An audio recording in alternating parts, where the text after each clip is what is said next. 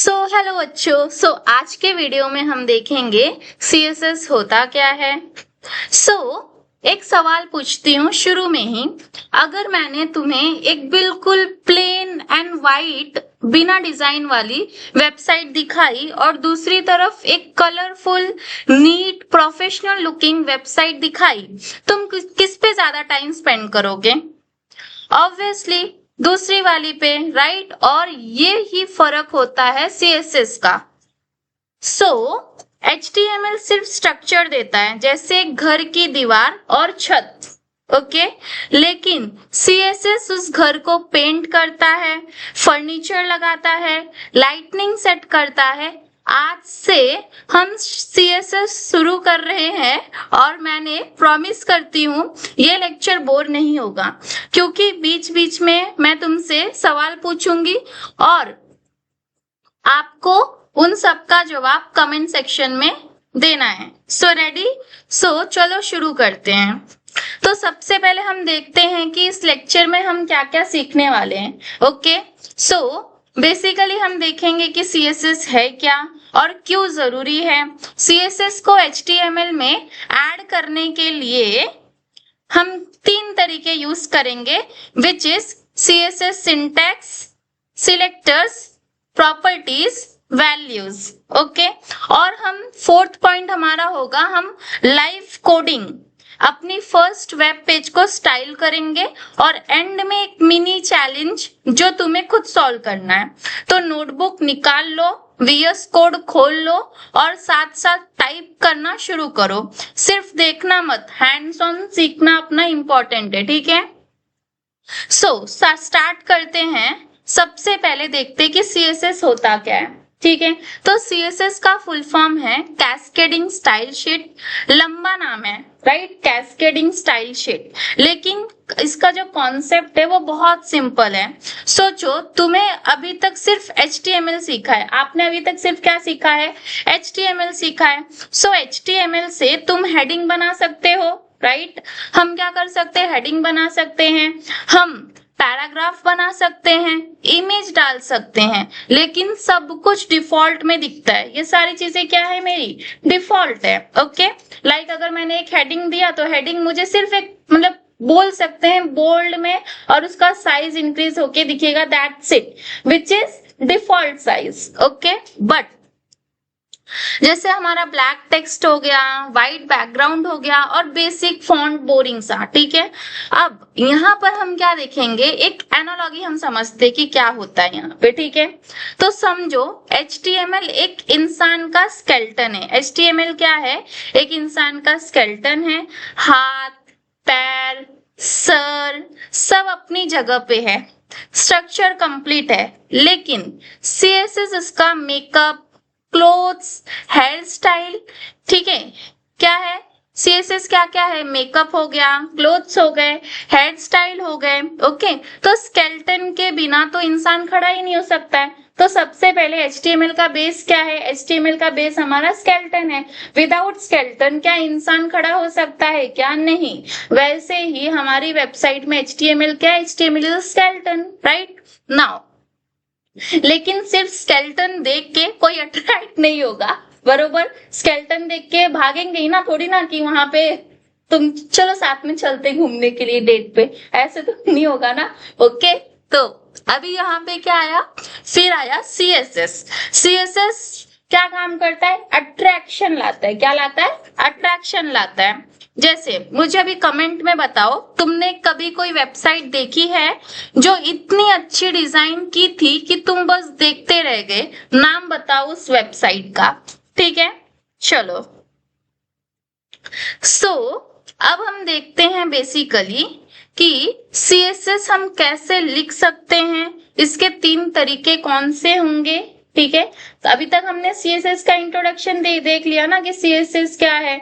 Just आप एक raw text add कर रहे हो, क्या आप उस वेबसाइट को विजिट करोगे? क्या? ऑब्वियसली नहीं करोगे। अगर उसी वेबसाइट में एनिमेशन हो, ठीक है, स्लाइडर्स हो, आप यहाँ पर स्क्रॉल डाउन कर रहे हो तो फिर एक अच्छा सा इफेक्ट आए एनिमेटेड, तो वो जगह पे आप क्या करोगे? अट्रैक्शन तुम्हारा आएगा ऑब्वियसली वहां पे, एज कंपेयर टू एक रॉ टेक्स्ट सिंपल सादा सा पेज, विकिपीडिया का ही ले लो, ठीक है।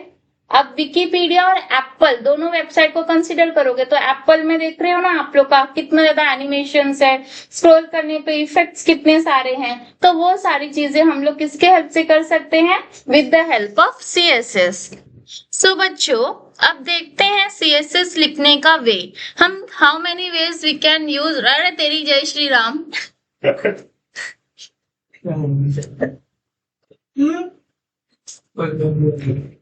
लैपटॉप बंद हो जाएगा। सो याद दिला, अच्छा हुआ। सो बच्चों अब देखते हैं कि हम सीएसएस कैसे लिख सकते हैं, और इसके 3 तरीके होते हैं। पहला तरीका होता है आपका इनलाइन सीएसएस, दूसरा तरीका होता है आपका इंटरनल सीएसएस, और तीसरा तरीका होता है आपका एक्सटर्नल सीएसएस। इनलाइन सीएसएस को हम लिखते हैं ओपनिंग टैग के अंदर, और मैंने आप लोगों को एक और चीज बताई थी, जो चीज हम लोग ओपनिंग टैग के अंदर लिखते हैं उसको क्या बोलते हैं, एट्रीब्यूट बोलते हैं, राइट। तो इनलाइन सीएसएस को हम कहाँ लिख सकते हैं, ओपनिंग टैग के अंदर लिख सकते हैं। So we can write directly inside an HTML tag using the style attribute. तो 1 बाय 1 हम इसे यहाँ पर देखते हैं। तो यहाँ पर चलते हैं अपने कंप्यूटर स्क्रीन पे। मैंने यहाँ पर H1 लिखा, और H1 के अंदर मैंने यहाँ पे इनलाइन सीएसएस क्या लिखा है, मैंने यहाँ पे इनलाइन सीएसएस, एंड मैंने क्या बोला, ओपनिंग टैग के अंदर हम लिखेंगे। तो यहाँ पर स्टाइल एट्रीब्यूट, और स्टाइल एट्रीब्यूट के अंदर अभी हम कोई स्टाइल नहीं देख रहे, तो ये कॉमन स्टाइल है बैकग्राउंड कलर और कलर, तो फिर वो सबको ही पता है। आगे एडवांस टॉपिक पे हम बहुत सारे फंक्शनैलिटी, बहुत सारे स्टाइलिंग हम लोग यूज करेंगे, बट हम यहाँ पर स्टार्ट कर रहे हैं फ्रॉम वेरी बेसिक्स, ठीक है।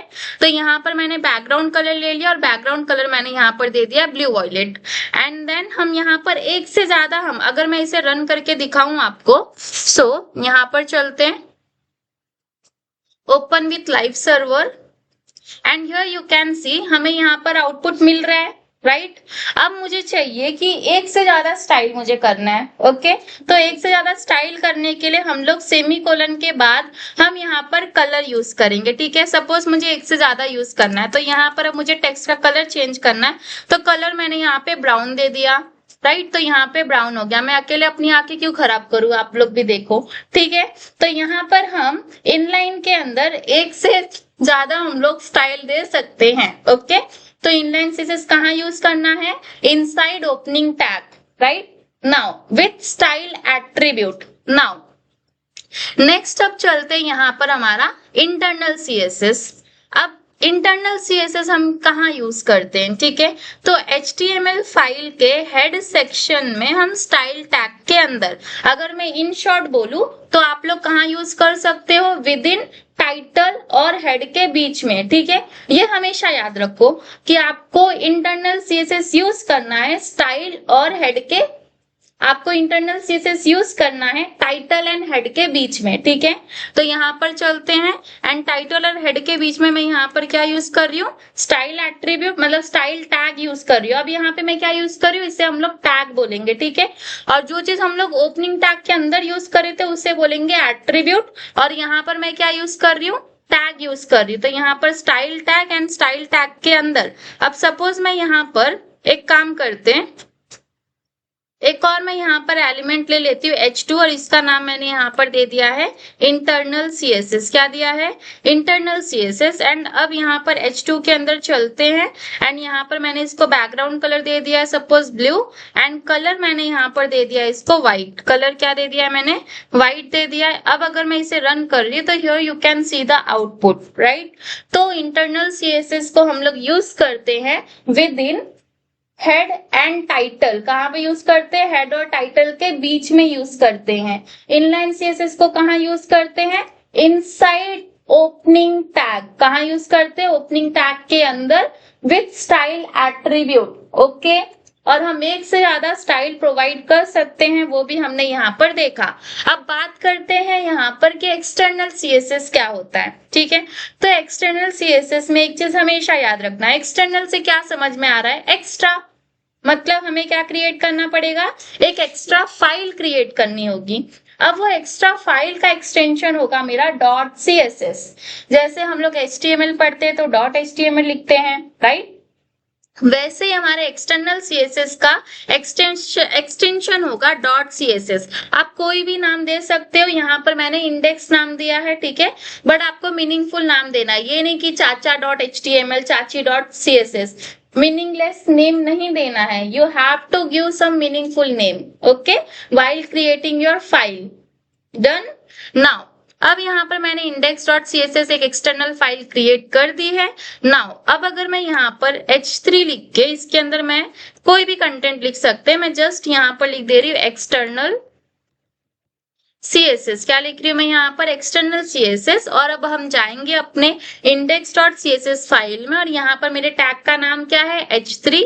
और बैकग्राउंड कलर मैं यहाँ पर ले लेती हूँ सपोज ब्राउन, एंड कलर मैं यहाँ पर दे देती हूँ व्हाइट। कलर क्या दे रही हूँ मैं यहाँ पे? व्हाइट।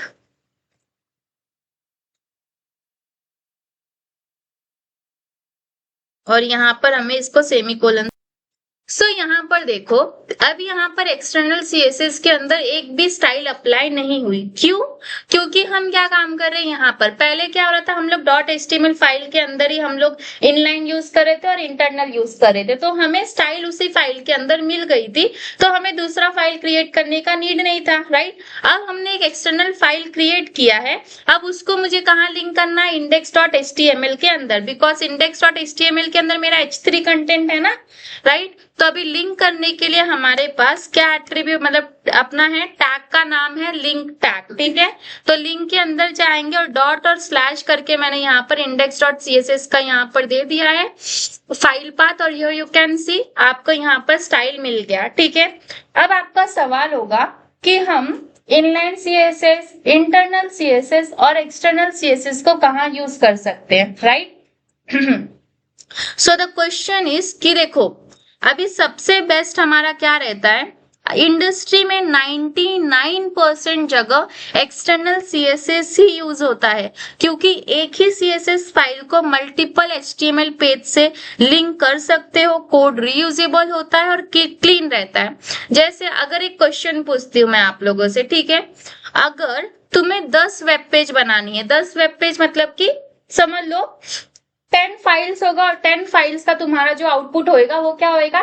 10 वेब पेजेस में आ जाएगा तुम्हारा, ठीक है। अभी जैसे ये मेरा वेब पेज पे आउटपुट आ रहा है, ये दिख रहा है, राइट। तो वैसे ही आपको क्या करना है, अब तुम्हें 10 वेब पेजेस बनानी है जिसमें सब पेजेस का कलर और स्कीम सेम रखना है। मतलब सबको क्या करना है, आपने सपोज एक H1 लिया है और वो H1 को 10 मतलब फाइल में सेम लिखा है, ठीक है, और उन सब का आपको क्या करना है, स्टाइल भी सेम आपको रखना है, राइट।